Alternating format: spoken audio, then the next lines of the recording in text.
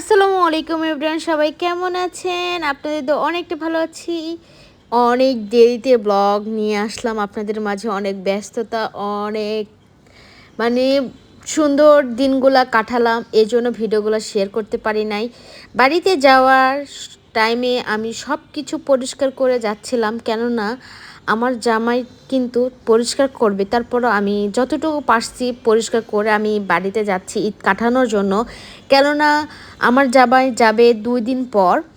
এই জন্য সব কিছু গোছাইতেছিলাম, আবার পরিষ্কার করতেছিলাম, ফাঁকে ফাঁকে ব্যাগ গোছাচ্ছিলাম। এই তো আমার জুয়েলারিগুলো একটু দেখতেছিলাম কি কি নিয়ে যাব। মেয়ের কিছু ক্লিপ, আবার অনেক কিছু ব্যান্ড আছে, সেগুলো নিয়েছিলাম গুছে। মেকআপের কিছু আইটেম নিয়েছিলাম, কেননা ঘুরবো না এমন নিয়তে যাই, কিন্তু তার থেকে বেশি আমার ঘোরাফেরা হয়ে যায় এখানে।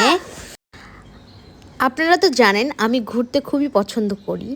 আর ঢাকা থেকে বাড়িতে ঈদ করার জন্য যাচ্ছি, মা মেয়ে একাই একাই। জার্নিটা কিভাবে আমরা যাই, একটু একটু করে বৃষ্টি হচ্ছে, তাই ভাবতেছিলাম এভাবে প্যাকেট করে নিয়ে যাব, নাহলে বৃষ্টিতে সব কাপড় ভিজে যাবে। এই জন্য সব কিছু প্যাকেটিং করতেছিলাম আস্তে আস্তে। আর মনে হচ্ছিল আর কিছুক্ষণ বা কি ঘন্টা, তারপর আমরা মা মেয়ে চলে যাব একাই বাড়িতে। আসলে একাই জার্নিটা আমি বহুদিন থেকেই করতেছি। আমার জামাই চাকরিতে জয়েন্ট হওয়ার পর আমরা একসাথে বাড়িতে যাইতে পারি না। মাঝে মাঝে কোনো সময় আমি যদি খুবই জোর করি তার সাথে যে না একসাথে যাব, তারপর আমরা একসাথে যাই। এই তো কাউন্টারে আসলাম, আসে তো দেখি মানে অল্প মানুষ। আর এখানে আমার ভাতিজা আমাকে দিতে আসছিল, কেননা আপনারা তো বুঝতে পারতেছেন এটা চাকরি। সে সকালবেলা আমার জামাই ডিউটিতে গিয়েছে, বাসটা একটু দেরিতে আসতেছে।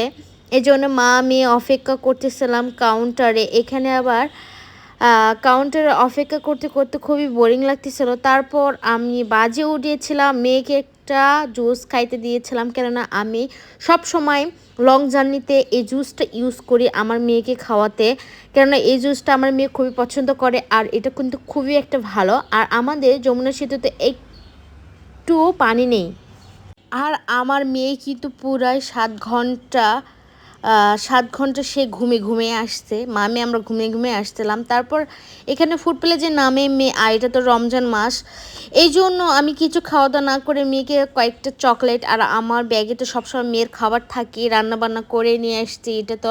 তারপরও আমার মেয়ে বাহিরে গেলে কোনো কিছু খাইতে চায় না, শুধু জুস বিস্কিট এইগুলো যদি মুখে দেয় নাহলে দিয়ে না। আসলে একাই জার্নি করতে গিয়ে সব কিছু স্যাক্রিফাইস করতে হয়, সমস্যা নাই। এখানে আমার মেয়ে দেখেন ড্রাইভারিং করতেছে, ড্রাইভার বলতেছে মেয়ে তো ড্রাইভার করতেছে, সবাই আপনারা তার সাথেই চলে যান। এখানে অনেক মজা করছি বাজে। আর আমার মেয়েকে কিন্তু যারাই দেখে মাশাল্লাহ তাকে খুবই পছন্দ করে এবং আদরও করে। তারপর বাড়ির রাস্তাতে যাচ্ছিলাম, আমার মনে হচ্ছিল যে কতদিন পর আসলাম, কিন্তু তা না, আমি 1 মাস পর আবার বাড়িতে আসছি। এই তো ভোটে গিয়েছিলাম, আবার ঈদ করতে যাচ্ছি মা মেয়ে। মেয়ে তো পুরাই খুশি, কেননা আমার মেয়ে কিন্তু গ্রামে আসলে পুরাই গ্রামের মেয়ের মতো খেলে দিলে বেড়ায়। সারাদিন খায় না, শুধু খেলায় ঘুরতে যায় দাদির সাথে, সবার সাথে ঘুরে বেড়ায় শুধু। তারপর আমি বাড়িতে এসে আমার শ্বশুরকে কাপড়গুলো দিচ্ছিলাম, আবার আমার ননদের ছেলেরাও চলে আসছে, তাকেও দিচ্ছিলাম টাইল দেওয়ার জন্য। তারপর আমরা ননদের বড় ছেলে নিয়ে আমরা মামামানি মানে ভাগনা মামি আমরা এখানে বিরিয়ানি খাচ্ছিলাম। তারপর রাত ঘুমোতে গিয়ে দেখি এত পরিমাণে শিলাবৃষ্টি হচ্ছিল আমি বলে বোঝাতে পারবো না। প্রচণ্ড শিলাবৃষ্টি হয়েছিল বাড়িতে, এই প্রথম অনেক বছর পর শিলাবৃষ্টি দেখলাম আমি। এইভাবে পাথর পড়তেছিল, খুবই অতিরিক্ত বড় বড় পাথর পড়তেছিল, মানে সবাই অবাক যে কারো কারো তো খুবই বাজে অবস্থা, বাড়ির টিনের অবস্থা। আমাদের এই সবাই টিনের বাড়ি, টিন উপরে, তারপর মানে ইটের টিন উপর দিয়েছে মাটির। আজকে ওই পর্যন্তই, আল্লাহ হাফেজ, সবাই ভালো থাকবেন সুস্থ থাকবেন, অবশ্যই লাইক কমেন্ট শেয়ার করবেন।